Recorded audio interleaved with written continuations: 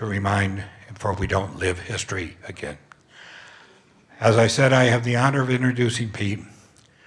I'm sure most of you know, those who are residents, that Pete grew up after leaving Germany in New York City. After finishing high school, he went to the Missouri School of Mines in, what is it called, Peter? Metallurgy, where he got his engineering degree. He came back to New York and worked for a company as an engineer in Brooklyn. Met Julie, was married. They then went both to Connecticut, where he worked for a certain period of time as an engineer, and decided to change careers. And he went to Fairfield University. That's where I have a personal connection with him, because personally one of my grandchildren go to Fairfield in Fairfield, Connecticut. After getting his education degree, both he and Julie taught in the public school system. And then came down here because their son came down here and they wanted to be like most of us, near our children. It gives me great honor, as they would say in Congress, with high honor and privilege, to introduce our federal resident, a friend of mine, and just a wonderful, wonderful person. Pete, it's your floor. Thank you.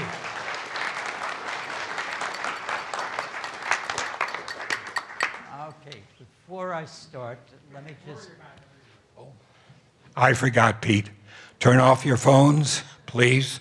Put them in airport. If you hear a plane, you can cut them back on. The other thing is, we do have hearing aids if you need them. You notice some people with headsets, those really work. I'll give anybody who needs a headset.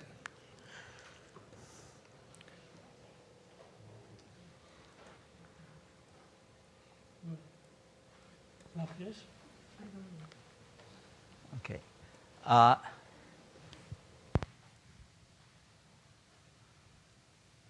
Before I start with the speech itself, let me just say this. I will speak for a certain amount of time, then all the questions that I expect you to come up with, I want you to ask them, and then I will ask you some questions. This is my school teacher mode. My name is Peter Günther Stern. That's a Germanic name. My brother's name is Samuel. And my parents had no choice about his name, or very little. In 1935, in Nuremberg, Germany, that's the city where I was born, laws were passed known as the Nuremberg Laws, die Nürnberger Gesetze. And these laws prescribed what Jews could do or not do. So Jews could not work for the government, any government. They couldn't, if they were doctors or nurses, work in hospitals. They could not hire non-Jews to work for them. The laws were very restrictive and had a similarity to the Jim Crow laws that were here. And some people believe that the Germans based their laws on the Jim Crow laws, but the dispute is more or less saying no. However, they did send a legal delegation to the United States in 1936 of about 12 jurors to study the good racial laws that were existing here in this country. But nonetheless, these laws were passed in 1935. And my brother was born in 39, so obviously he was in under those rules. I did not get to be under those rules, since when they published these laws, they left out certain parts. And the part they left out was about naming of Jewish children, which is to say, if you were a girl, you could be named Ruth, Esther, Sarah. Boys, Samuel, Abraham, Moses, all from the first book of the Bible. The reason that I did not go under this edict was they didn't publish that part because in 1936 there was an important event in Germany, and that was the Berlin Olympics. And they did not want that bad publicity. Therefore, I got to be Peter Günther, and Sam got to be Sam because my parents had seen some American movies. By 1939, by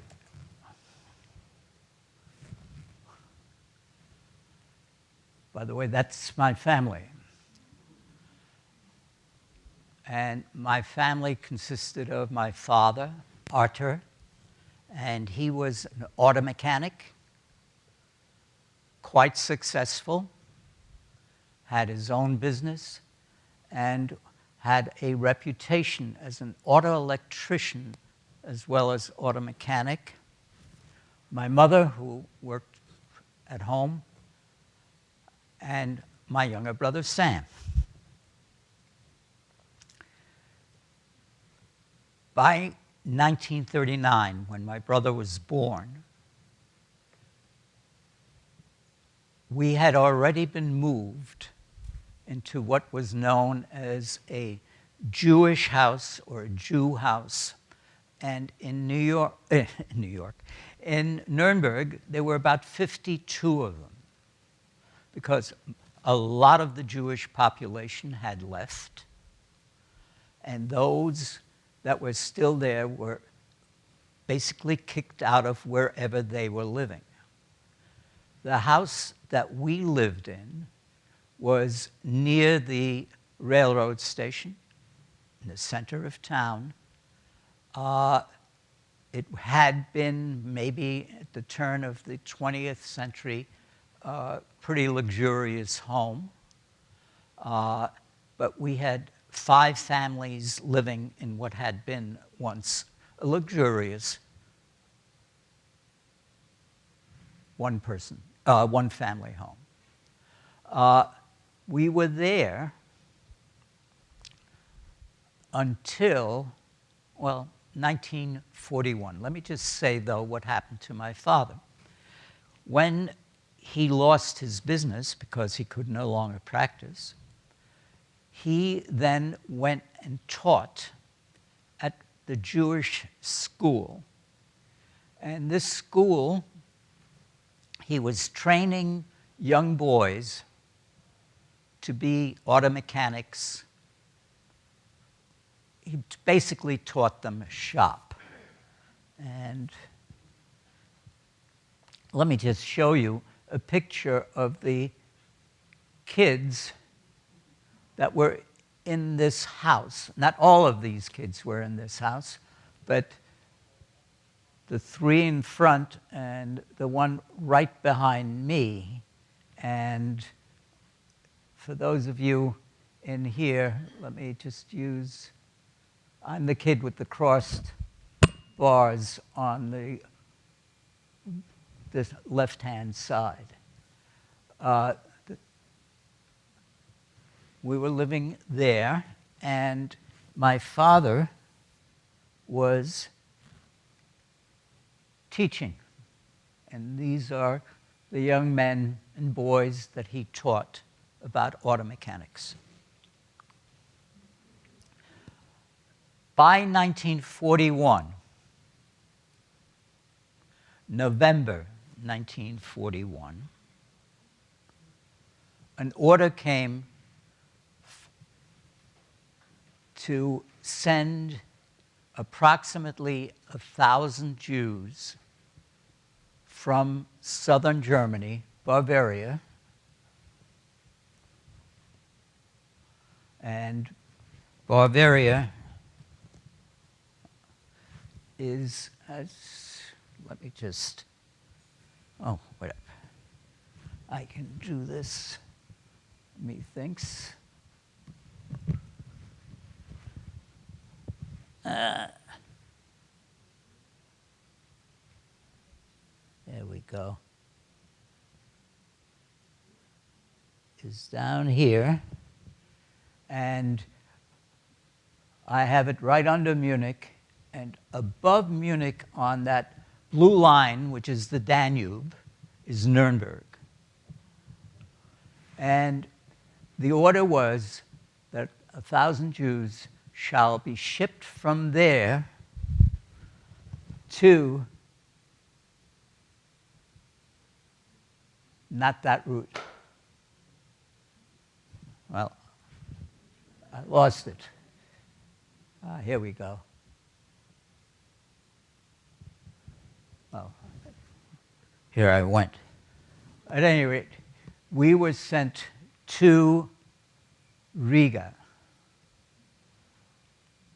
And Riga is up here in Latvia. Of those 1,000 Jews, 520 came from Nuremberg. And of those 520, at the end of the war, there were 17 survivors. My brother, mother, and I being among them. And that may not be the complete statistical knowledge, because for some things they didn't count children under 6. And I don't know if we were part of that 520 or not, but nonetheless, we were among the 17 survivors.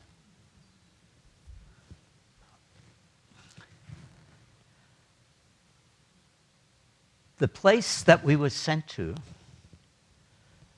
and this is where it's going to be a little tough to keep tabs.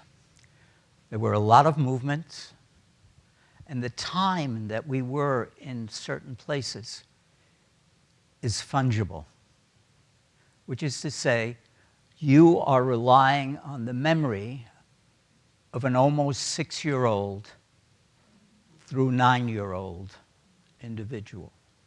Now, some of the dates I know because they're part of the history or somebody wrote them down, but other things I have learned when I've written about them and I said it was about a week, I find out it may have been a day, or the reverse. So time is fungible for all of us, but it's definitely for those who've gone through some trauma. We were sent by train, and this was unusual for this occurrence. The train that we were sent on was a second-class train for which the people had to pay to go on. It was not the cattle car shipments that we took part in later on, or other shipments from Nuremberg went on.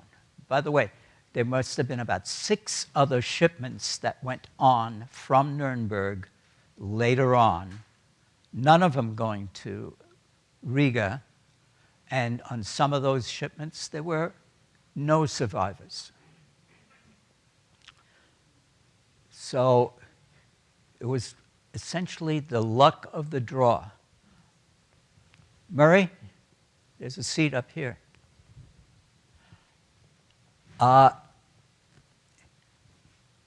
We were in a place outside of Riga called Jungfernhof. And Jungfernhof was really the shacks on somebody's estate that were taken over to store the people. And that camp, which was up there by Riga, and again, I don't know what happened. Oh, here we go.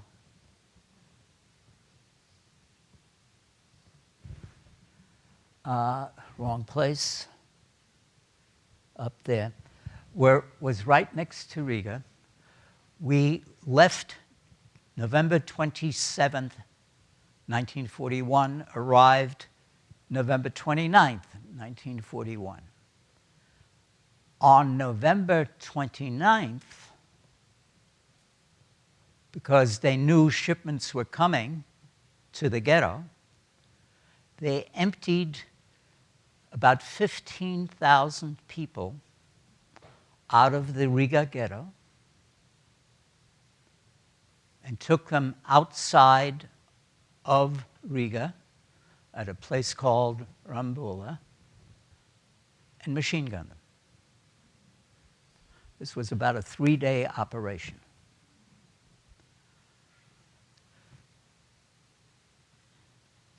We, when we got to Jungfernhof, and this is where killing started, were then there for this fungible bit of time.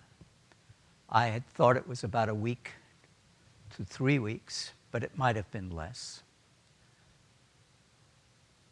And we were shipped into the ghetto itself. The ghetto was part of the city. It was fenced in. And even at my age, I realized that as people were being shipped out of the ghetto, that this was not necessarily a good thing for them. But nonetheless, this is one of the things that happened.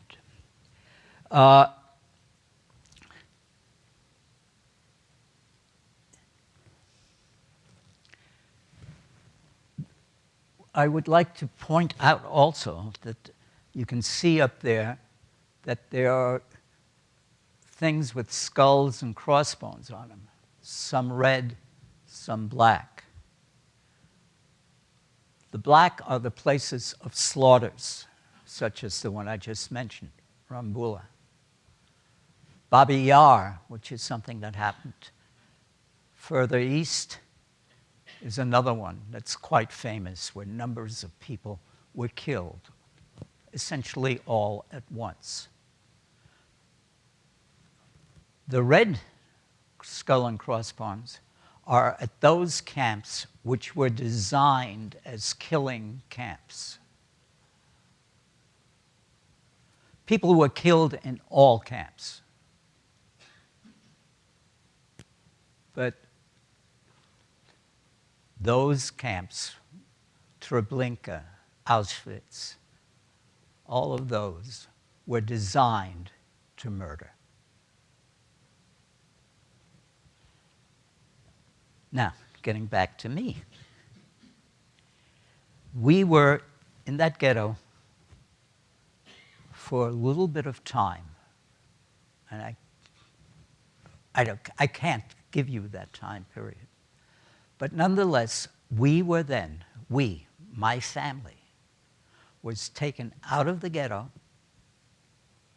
and placed in a building which was part of if you look at any city around here, where a small cluster of apartment houses, 3-4 stories high, were sort of centered around, and we were put into one of those houses, one of those buildings. Most of the other buildings were full of German soldiers, officers. We were there probably because my father convinced someone that he and those students that you have seen were able to fix German army vehicles. So he would, beginning of the day, get his boys and they would go wherever they had to fix those vehicles.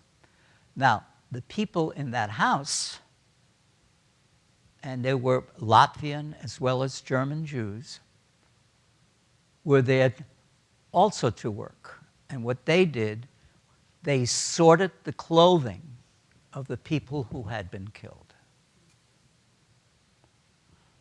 Men's clothes, women's clothes, children, winter, summer, whatever. They were sorted there. And it was there that I ran across a doll that that girl on the tricycle had as her favorite doll. I have no idea if it really was hers, but at that point I did know. And I remember running up the stairs of that building screaming.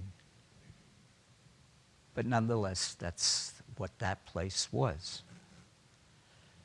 We were there, and I have infinite number of notes of how often I've written this,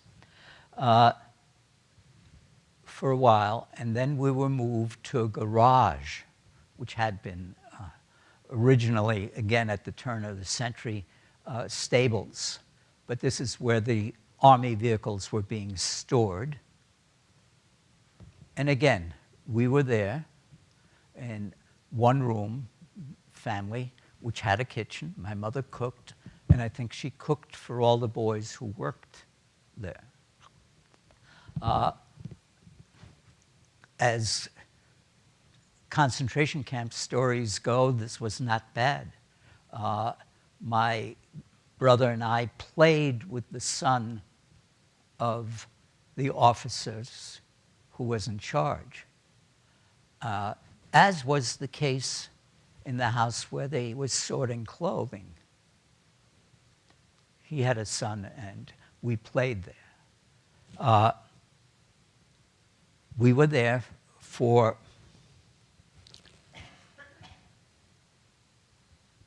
some time. Let's just leave it at that.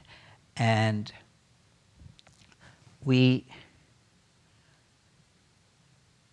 were then shipped to Russia to be nearer the front. My brother swears that little thing up there is where we were. It was at a farm or farm village in Europe. The village farms are not as we have them here. All the farmers come into a village and then go out to work. And this is probably the way it was when the Tsar was in power. We were in that farmhouse. The boys fixed cars. There were no fences. If there were any guards on us, they were two Russian traders. They were in a Russian army uniform, which I didn't see again until after the war. The rule was, which I didn't know about, that if any of the boys escaped, we would be shot. Again, this was not as bad as other places. The German soldiers who were there thought of my brother and me as toys. They treated us well. We spoke their language. We were as close a thing to home that they probably knew. I remember once waking up to machine gun fire. My mother told us that this was a nightly occurrence, but my brother and I slept through it. And we were there for,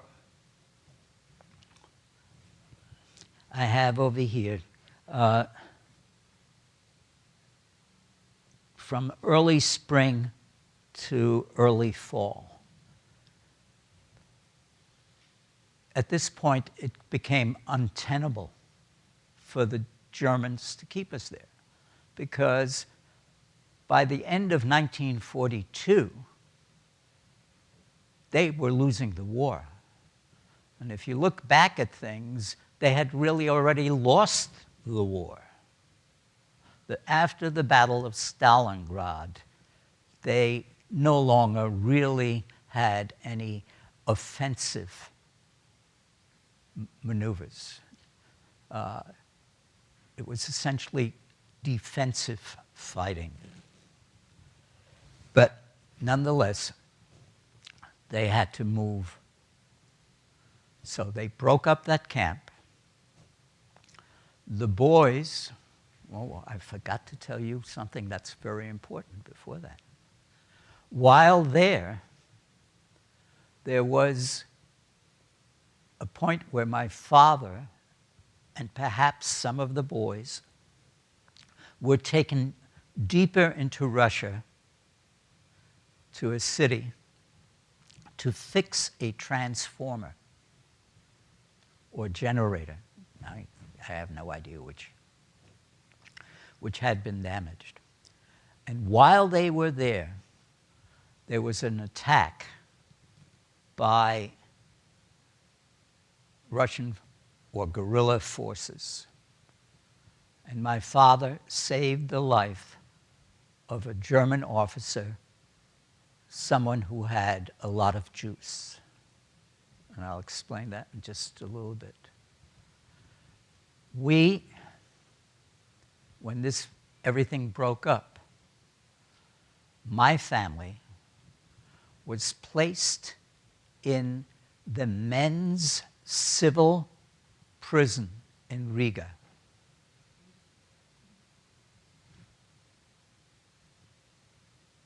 The boys were sent to the remnants of the ghetto or to a concentration camp called Kaiserwald. Most of them died.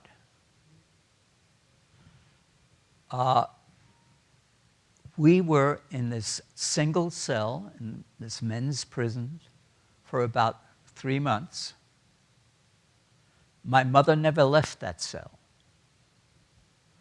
My father would occasionally be allowed to take my brother and me to walk in the prison yard. Again, in terms of concentration camp, this was still not as bad as it could be or did get. The trustees treated my brother and me, again, just like those German soldiers. I remember crawling over the suicide fence that is over every prison has, in every country, has suicide fencing between floors so people can't jump. And my brother and I were allowed to crawl on that fencing just to see what it feels like to look down on nothing or look down that many floors. As I said, we were there for about 3 months. My parents, at the end, getting near the end, we were moved. We were moved to another cell in the bottom of this prison. And it was dark. People had carved their names all over the walls. And as I said, my mother and father may have added their names, I don't know. But we didn't know what was going to happen. What did happen was that we were put in the back of some small trucks, very large pickup trucks if you want to, which were filled with clothing that was being taken back to Germany. And we were literally smuggled back into Germany. Every time we came to a border crossing or guard stations, we had to burrow underneath all this clothing and hide. When we got to Germany, and okay, remember where we, now in Riga, now we're getting back into Germany, and this is, again, about a 700-mile drive. It took a few days, and we ended up, I think, I'm not sure, around Berlin. And the reason I say that, we drove around a city because they were trying to find someone to give us up to. And we came to a building in which there was a ball going on. This is the first time I ever saw a woman in an evening dress, because they came out with the officers. And at this point, we were surrendered by these soldiers to whatever authority. And the next thing I remember is a judge yelling at my parents, and ergo us. And this is the last time I saw my father. This is end of 1943, possibly the beginning of 1944. And by the way, this is why I remember this trip so well. Driving through Poland in a truck, looking at the stars, was a very, very memorable experience for me. The judge sent my father to Buchenwald, which is one of the early concentration camps in Germany. And it is right there. And this is where he died. My mother, brother, and I were sent to, going up there where that green dot triangle is, to Ravensbrück, which was a women's concentration camp, which was started in 1938-39. By the way, there were women in all other concentration camps, but this was designed for women. There were very few men in some what they call auxiliary camps. Now, Ravensbrück was a, as I said, women's camp, and people were made to work. The biggest employer was probably Siemens, which is still one of the world's, I think the world's second largest electronic company. The women were also used to work in the fields. I remember my mother smuggling in some carrots once when she was working out there.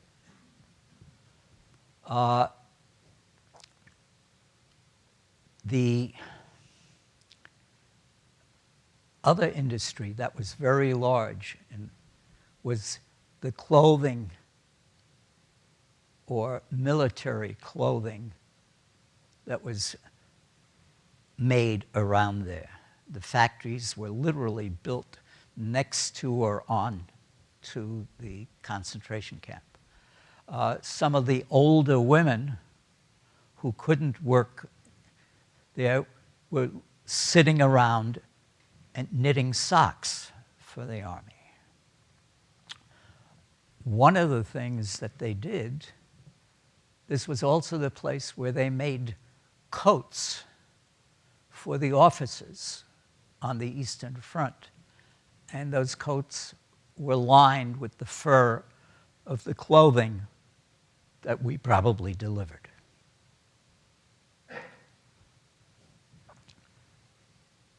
The camp itself was populated when we got there, looking at the records, was probably maybe 20% Jewish. The other populations were criminal, political, gypsies, and the gypsies are the forgotten people of this Holocaust. The Jews, and we all, not we, the children didn't. There were quite a few children there. But the women all wore badges telling you why they were there. You know, yellow, Jewish, pink triangle, homosexual, red, I think it was a ball, political, black, criminal, purple, gypsy. There were infinites. The Jehovah's Witnesses were also captured here, and I have no idea what symbol they had for that.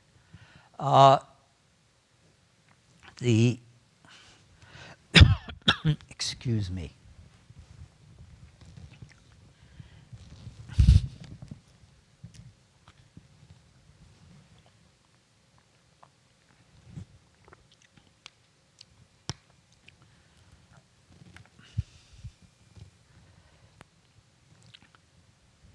The prison also was a place where medical experiments were done on the inmates, particularly on the gypsies.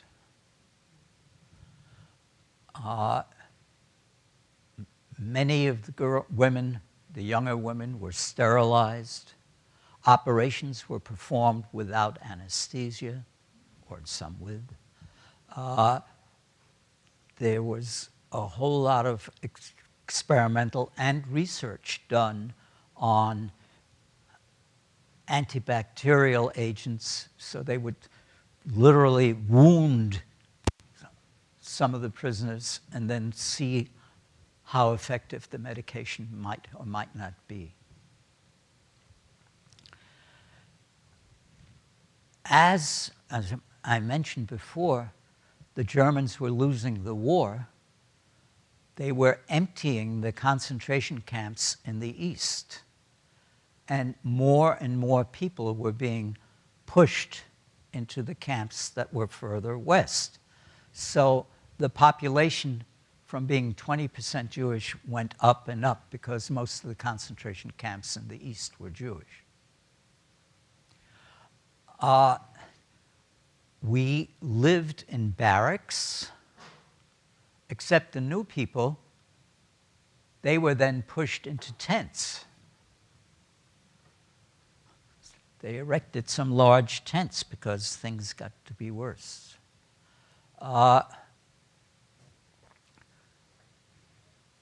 This went on until February 1945. At this point, I assume the Soviets were almost knocking on the door, and we were put onto a cattle car. And although it doesn't look like that much of a distance, if you look up there from Ravensbrück to Bergen-Belsen,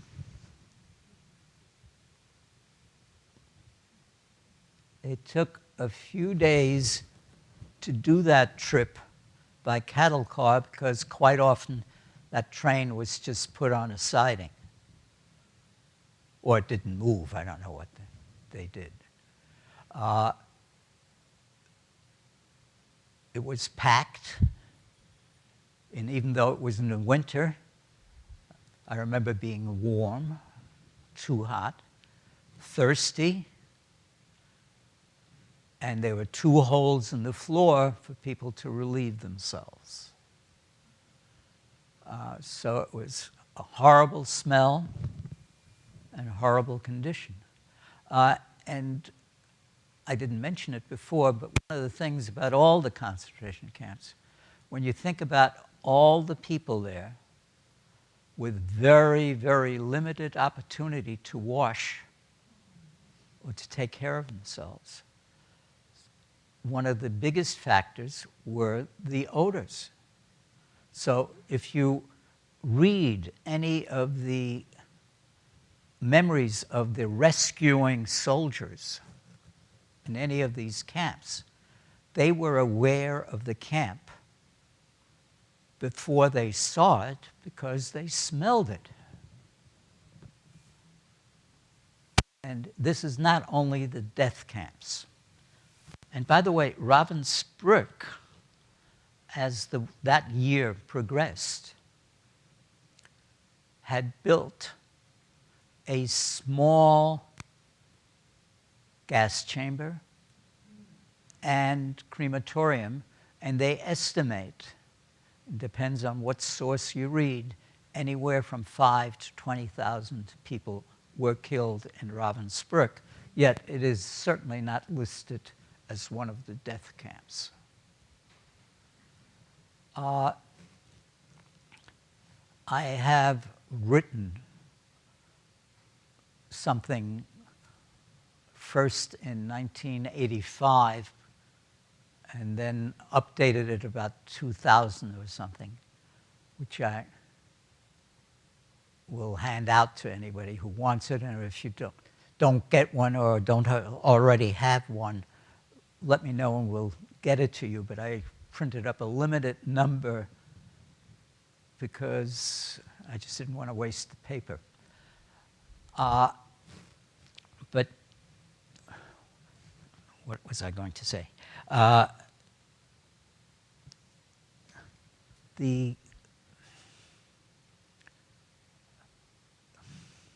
Forget it.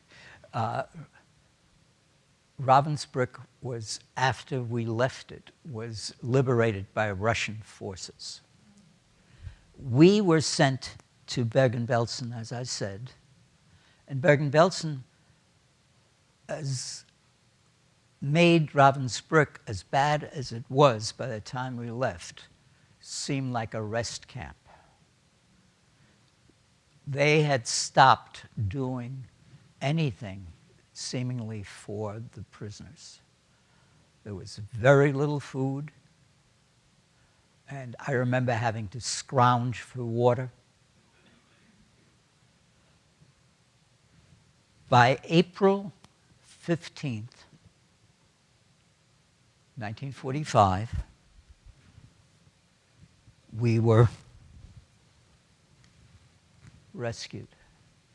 And the English, the next day, so that's really a little bit of a lie, the next day, April 16th, took a film of a lot of kids. And I'm the kid with the cap holding my younger brother. This was a film which was used at the Nuremberg trials and then was lost in the Imperial War Museum in London. And in 1980-something, 84, they found it and showed it on Frontline on PBS, where I didn't see me, but Julie and my son Joe said, "Hey, that's you and Sam." And we then went to London, and they gave me this still out of the movie and showed me for, I'd say, 2 to 3 hours, the outtakes to see whether there were other pictures of my brother and me, of what they filmed in Bergen-Belsen. And Bergen-Belsen was so horrendous at the end of that time that the British had to bury about 20 to 30,000 people. Those graves were filled. they made the guards carry the bodies to fill those graves. It was a horrendous thing. As a matter of fact, it was so bad, that a short time after the liberation, they placed all the people that they found in different locations and burned the place down because typhoid was running rampant. So you can find a lot of different concentration camps, but you can't find Bergen-Belsen other than memorials that they have around them and at the grave sites. We, as I said, were rescued. We were put into what had been a training camp for tank forces, German tank forces. And we were put into a large room with a lot of other women prisoners. And it's at this point my mother had a breakdown. And I remember coming there, and she was completely incomprehensible, and my brother and I standing outside those barracks crying. And we were then moved. We were moved to what must have been officers' quarters, because it was a private room, two beds rather. We were there from that point on till September, October of that year. At which point we got on a truck. First time I saw an American soldier, because it was an American truck. And we were driven back to Nuremberg. And we went to a place which is, well, Wielandstrasse, which wasn't too far from where I'd lived before the war, walking distance, because I had walked to this place before we were deported. It was an old age home for Jews. And this is where we stayed for a year. And this is probably the most unusual picture. Let me move that from her. Of the whole Holocaust. Because this picture is of something that generally did not happen. These are survivors. And the people who did not survive are the old and the young. If you were under 12 years old or were small for your age and couldn't work, you were among the first to be killed. If you were old and infirm, that too was a sure sign of death. Except these people are old, and other than my brother and me and a young man in the back, most of the people have a certain amount of age to them. My brother, oh, never mind that. My mother is on the left-hand side next to that red dot in the checkered shirt. My future stepfather is that bald man in back, and he survived in an entirely different way. But everybody else is old, and these people were all in the concentration camp called Theresienstadt, or Terezin. And this was the show camp that the Nazis had, which is to say, anytime the Red Cross said, "We hear bad things about you," they showed them the same camp. They never saw any other camp. And the Germans handed out towels, blankets, whatever else, and made it a very livable place. And it was, compared to other places, it was much better. They organized an orchestra.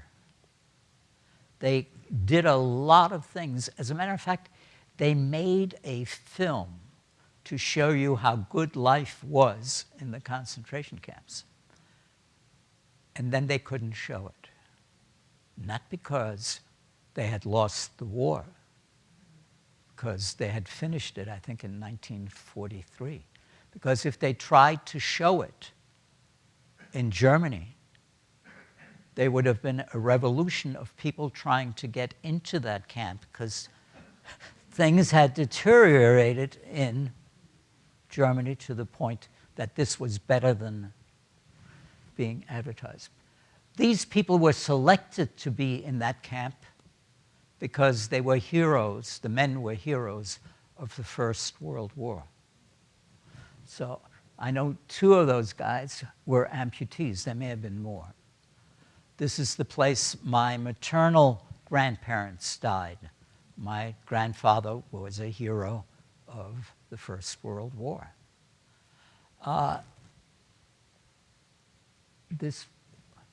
We stayed there for a year. We left there to go to a displaced persons camp in Munich and stayed there for about 4, 5, 6 months. And then went to another displaced persons camp in Bremerhaven, which is a port city, which in January 7th, 1947, we got on a boat to come to the United States. We landed January 27 because some of you may remember that there was a winter storm in 1947 that closed everything down, and it certainly closed down the shipping, and we were anchored by the English Channel for God knows how long, because it shouldn't take 20 days to cross the Atlantic. When we arrived, we were sent to Ellis Island. Everybody else got off the boat, but we were sent to Ellis Island because they felt that I had a spot on my lung and they didn't know whether I should be allowed to come into the United States. And this is another one of these fungible things. I don't know. I claim we were there for a week, and I'm told, or was told by my stepfather, it was one night. But after that time, they allowed us off. We were met by 2 brothers of my mother, one of whom, as a 17-year-old boy, had come here in 1933 and had lived in Atlanta and was now living in Florida. He had been in the Army. And her other brother, who had escaped from Germany legally with a visa and got to England the day before the war started in September of 1939. So since he got there at that point and spoke only German, he was imprisoned by the English. And he was in a camp for, I don't know how long, until he got shipped to Canada to be in a camp there, and where he was released in 1943. By the way, I should mention the fact that concentration camps are and were an invention of the British. They were invented during the Boer War. This is what the English, in order to discourage the Boers, imprisoned people because they were Boers, so the men would be disenchanted, disheartened, and it was that kind of thing. So It weren't new. What happened was, when we got to New York,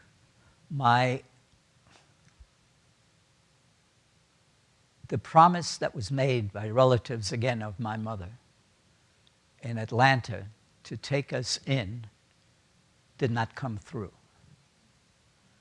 So my brother was placed in the house in the family of a cousin of my mother's who had come here in 1920-something.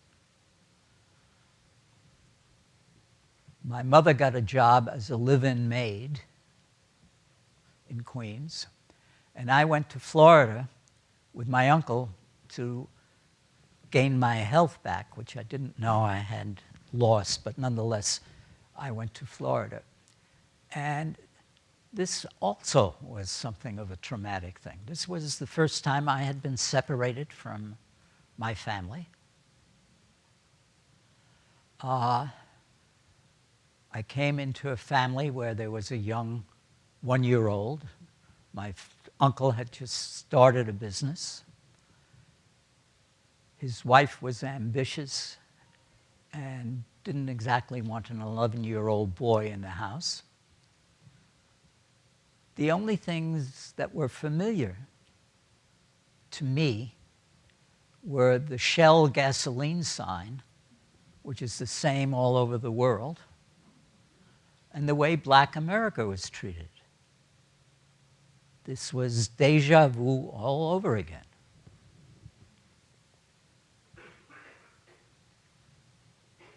Nonetheless, I was started in school. They put me in 5th grade, which would have been appropriate. However, since my schooling prior to that was extremely limited, I was put back into 2nd grade.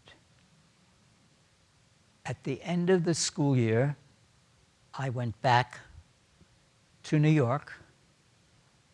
My mother had rented an apartment on 23rd Street. We rented a furnished apartment and soon married my stepfather. And I should mention the way, let me get just to his picture. That's him in a Russian army uniform. When he was born in Nuremberg. However, since his parents were Polish immigrants to Germany, they were kicked out in 1938, and they were sent back to Poland. And he was in the part of Poland that was taken over by the Soviets when Germany and the Soviets divided Poland. And he happened to be on a work gang working on roads when Germany broke that pact and attacked. And he and his fellow workers ran like all get out and ran into Russia, where he then got into the army and literally walked back with the army. And he walked back most of the time as a mine detector. He had a stick, sometimes a dog, and he walked in front of the tanks. He got wounded once slightly when they were examining a mine that they had found. And he said his worst wound was after the war. He was playing soccer for his division, and he had to be shipped back to Russia for treatment. But his was not an easy life there as well. They got married. When I got back to New York, went into the 3rd grade. I did that for half a year, and they kicked me up into the 5th grade, which I finished. At the end of that, they skipped me into the 7th grade, which said that I was now caught up. I still haven't caught up. Nonetheless, I was now on grade. Not doing that well, but on grade. At the end of 8th grade, I went into vocational high school because that was the dumping ground of the educational system, and nobody thought that I could handle the academics, and least of all, I never thought I could. I went and got my high school diploma in fixing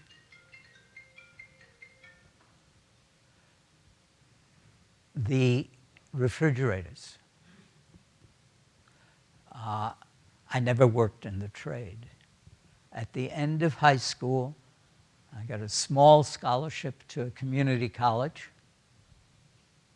and it took me 2.5 years to finish New York City Community College, at which point I got a job in the Brooklyn Navy Yard and fell in love with foundry work, working of metals, and got myself admitted into the Missouri School of Mines and Metallurgy. And I should have told you, John, that they've changed their names. But I liked watching you stumble over it. But nonetheless, I got a degree in metallurgical engineering, worked 3 years in an investment casting foundry, which is the lost wax process in Brooklyn, then worked another 7 years as a metallurgist for a company in Connecticut which made electrical and electronic connectors. In the meantime, I had married Julie,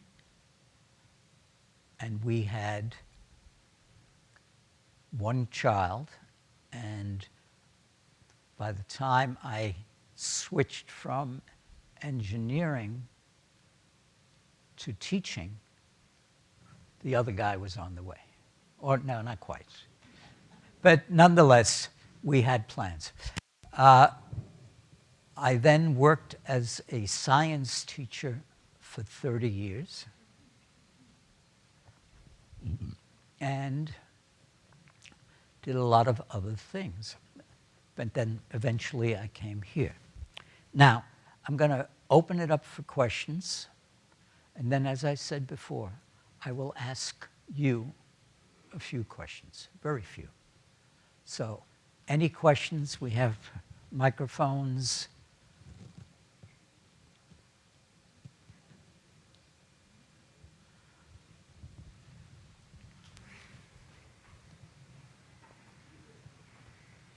Julie, if you want to pass.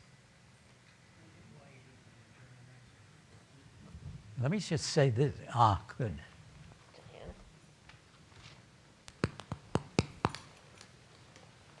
In your time in concentration camp, did you ever run into any allies who were there, Americans, British?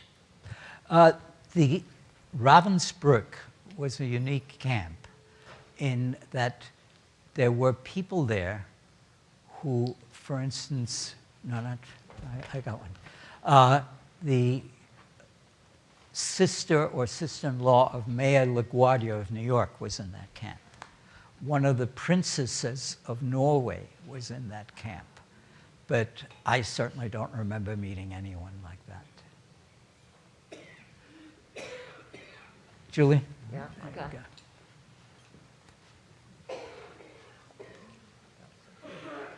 During your time there, did you ever run into any capos? These were the Jews who worked with the Nazis and operated the camps. The camps were basically run by inmates. There was in Ravensbrück, and certainly in Bergen-Belsen, There were women in charge who were prisoners themselves of all of the facilities.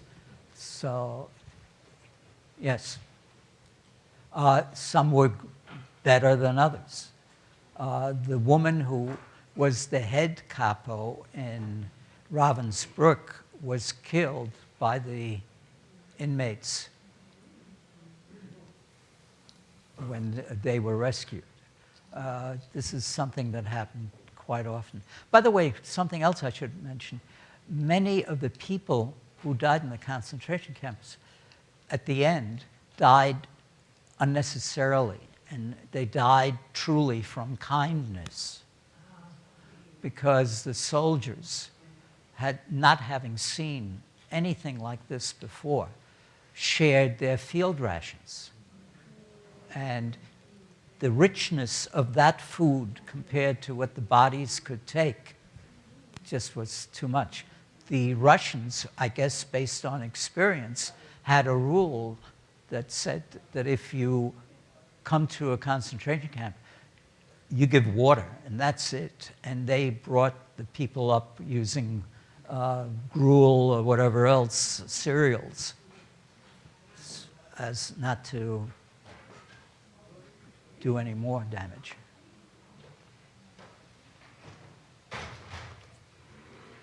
Pete, you don't have a German accent. Can you explain how that happened? Oh, this is one of my pet peeves as an educator. We don't teach foreign languages early enough. The usual thing that happens is that if you learn a language before puberty, you can learn, it all goes into one mass. The word water, let's say, can have many different variations. When you learn a language afterwards, you now get sections of your brain, the French section, the English section, this and that. And that, I may sound funny, but nonetheless, with imaging techniques that we now have, this is something that they found. They always knew that if you taught a language early enough, it's flawless. So, but by the way, I do have a small accent, especially when it comes to V's and W's. It really, it's a tough thing to handle.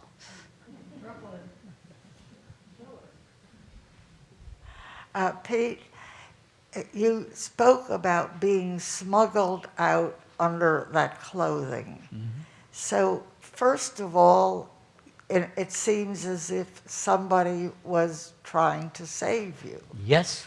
But at the same time, you were then delivered to the court. So, well, there's a limit.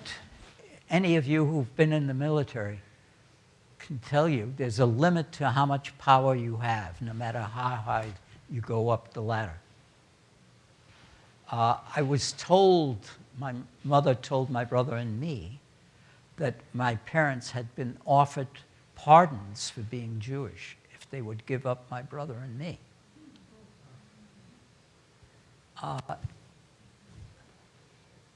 I don't know who this guy was, but I think his power was limited.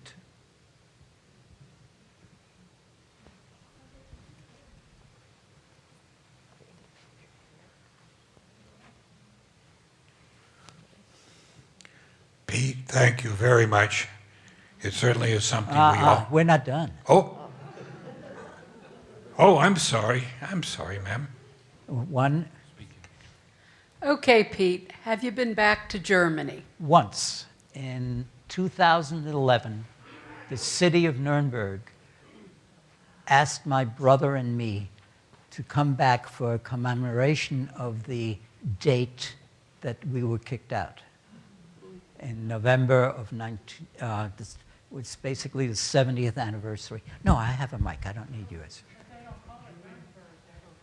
Oh, yes, to do. It's Nuremberg. Yeah, Pete, in the center of Nuremberg, there's some sort of a fountain. Yes. its ugly features.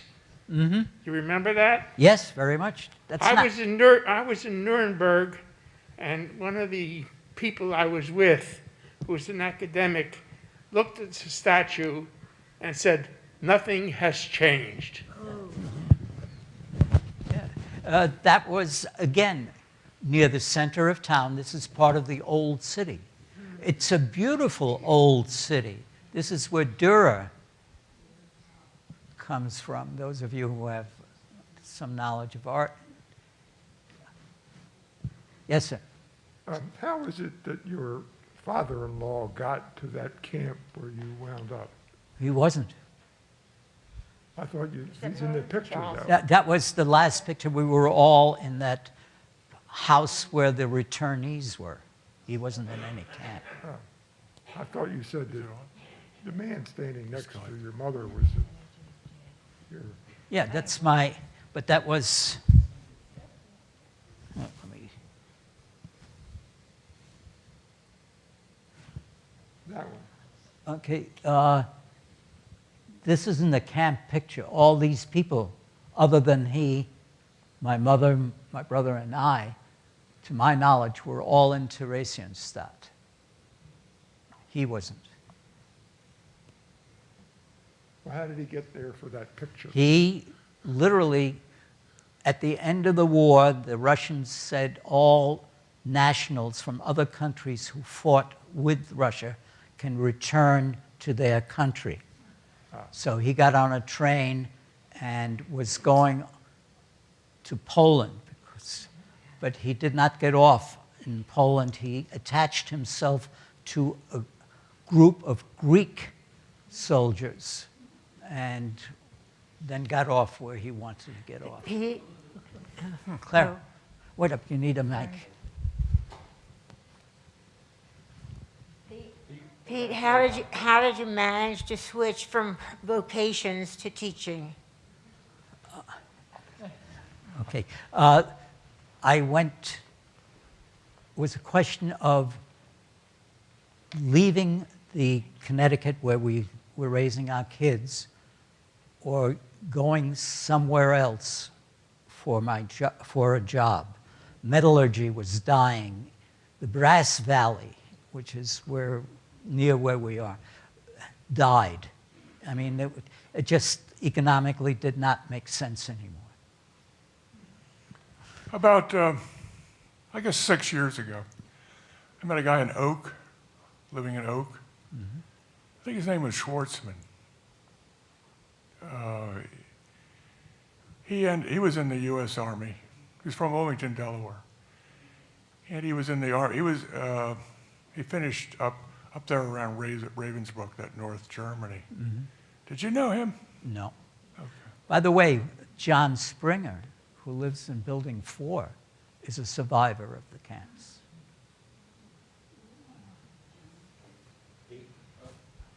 Okay.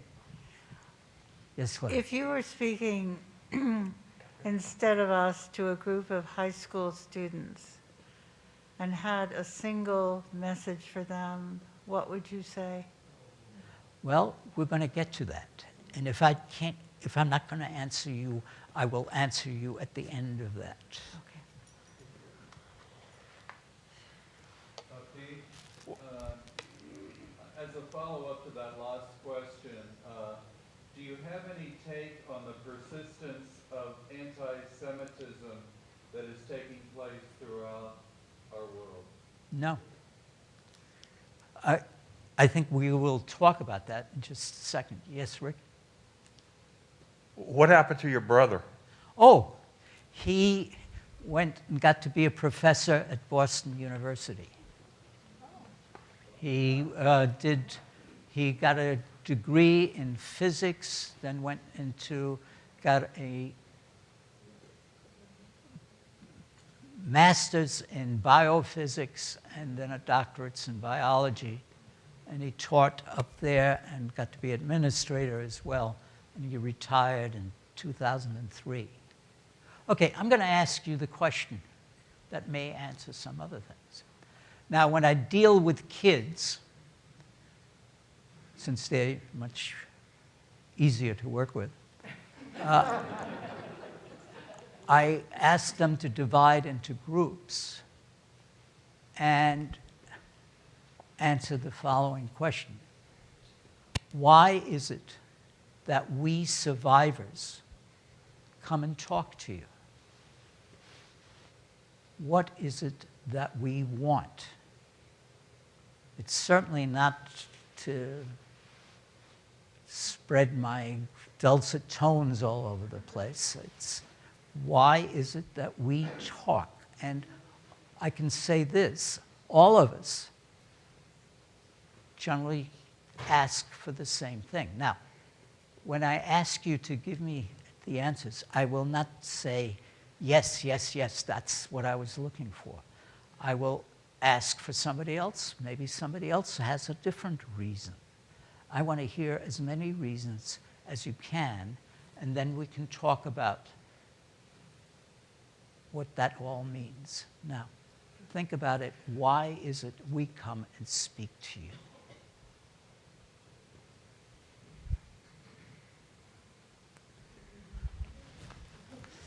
There you go. I think that you speak to us because as you look around our country today, you see us doing some actions that can lead us into a great deal of difficulty. And maybe if you speak to us now, we may hear you and decide to take a different path. All right.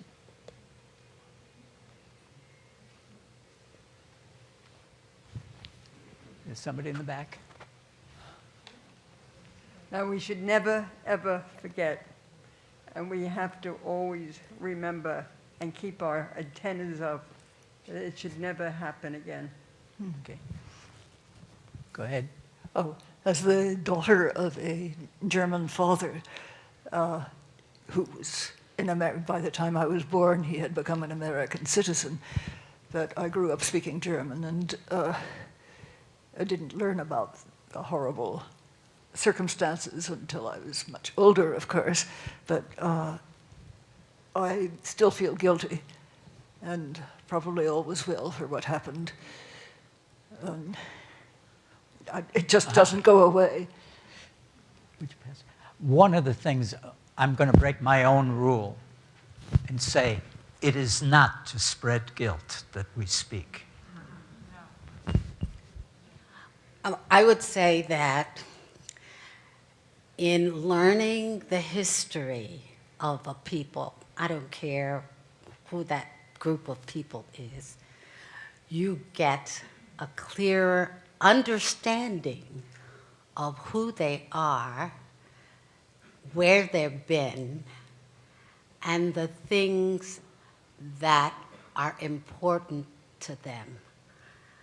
And once we have that understanding, then we can understand where people have come from and their background, and have an appreciation for their history. And I think that is one of the things that is lacking in our society today, that people don't know. And I'm glad that I was here to hear your story, Pete, because it is the same with all of us. If you don't know me and where I'm coming from, you know, it makes no difference. But once you get to know me and get to know my history and where I've come from, you begin to appreciate me as another human being. There was a question. John, there's one in the back.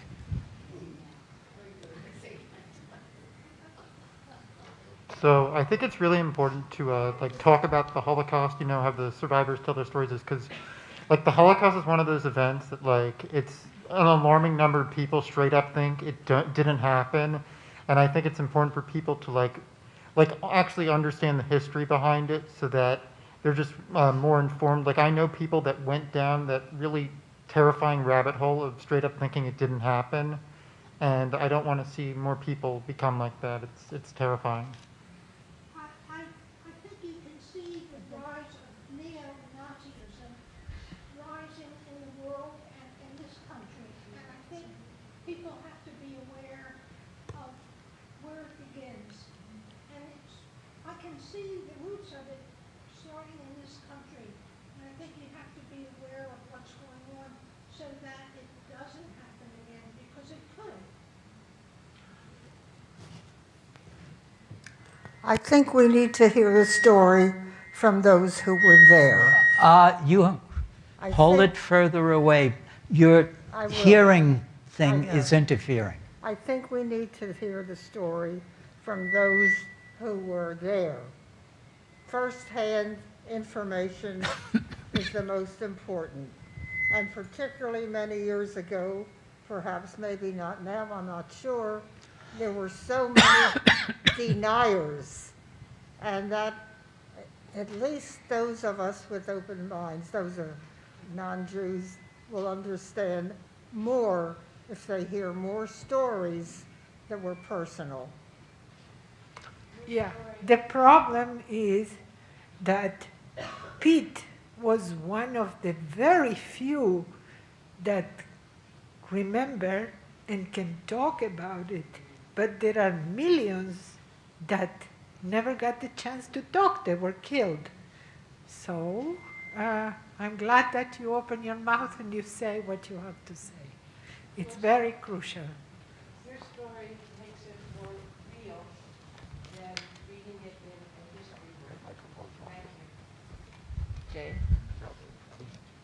Jane? Wait up, there's- As a teacher of history for many, many years, I found it very, very difficult to get students to really understand the past. And one of the best things I could ever do is to bring somebody in who had some kind of personal experience with what we were talking about. And immediately you could get the students to begin to think about it. So this kind of personal, it's incredibly important at the, particularly the high school level, to get these personal stories of events so that students will really take it in, because they won't necessarily take it in from the books.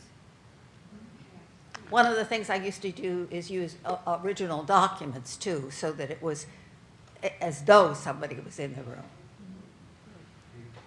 It's bringing up to this morning in this morning's papers, and the number of stories and articles about racism, that it's rampant in our country and in the world. But to see what extreme racism can lead to is jarring. Let me just say, I haven't heard anything that I would say isn't the case. Yes, John. As you know, I taught history for 40-some years, and I retired in 2000. And one of the interesting things was, as you said, it's often hard to get young people interested in history, but they were interested in the Second World War. That was an easy sell.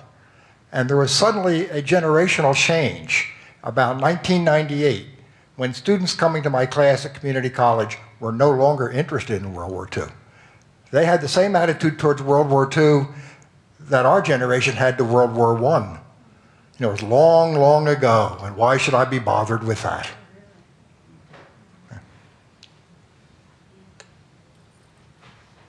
I'm thankful, Pete, that you shared your journey, because I think you've given us all concrete basics that we probably knew, but you made it very, very real. And I think that's the biggest thing, like with teaching kids, abstract concepts are hard to grasp, and you made it very real and approachable. and I'm really sad that you had to go through that. Thank you. Now, I would like to say something, which is to say that all of you have expressed some very deep and well thought out reasons. But remember, most of my talks are to kids, to school kids. And all that you have spoken about is passive.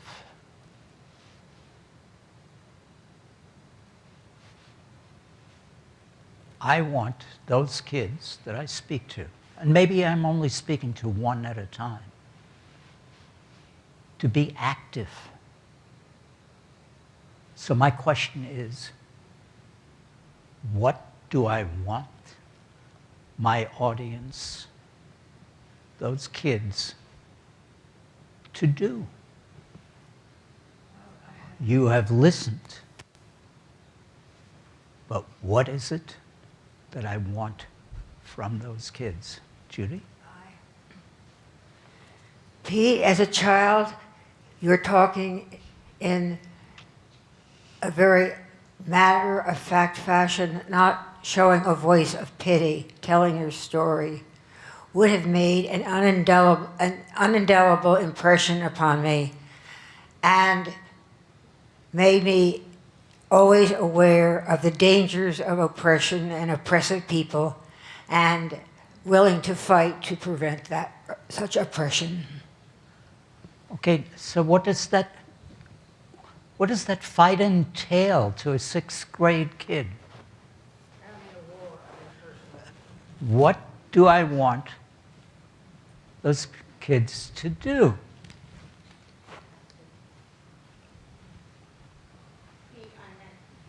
I know what you mean.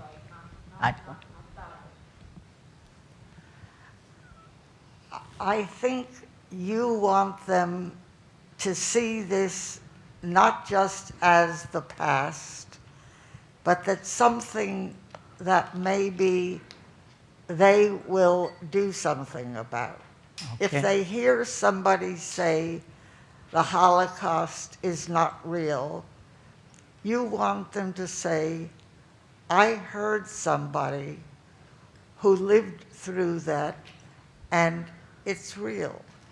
I think that you want them to be aware of racism, of whatever stripe, and to be ready to combat racism. And I think that, to me at least, I would think that's part of what you want. What does that entail for a young child? For a young child. They don't vote yet. But they will. That's one of the things. What do I want? And most of this quadrangle, you people are experts at it. There's one right, there's a hand right here.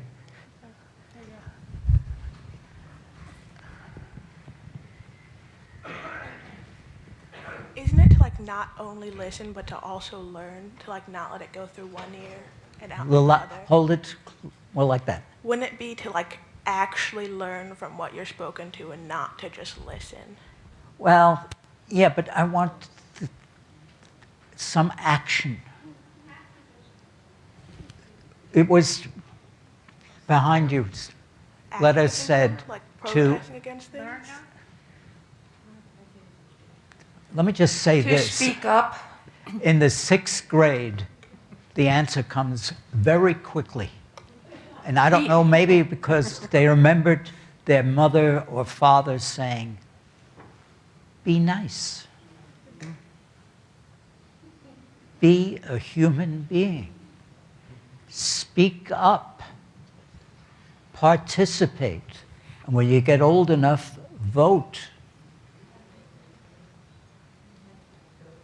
And don't ever not participate. Because when that happens, shit happens.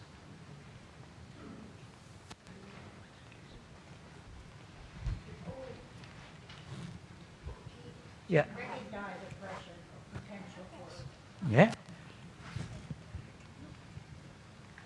Oops.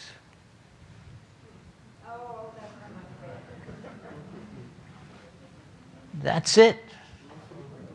We have to recognize and do something. And Pogo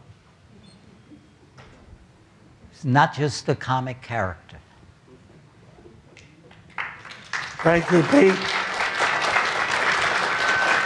Thank you.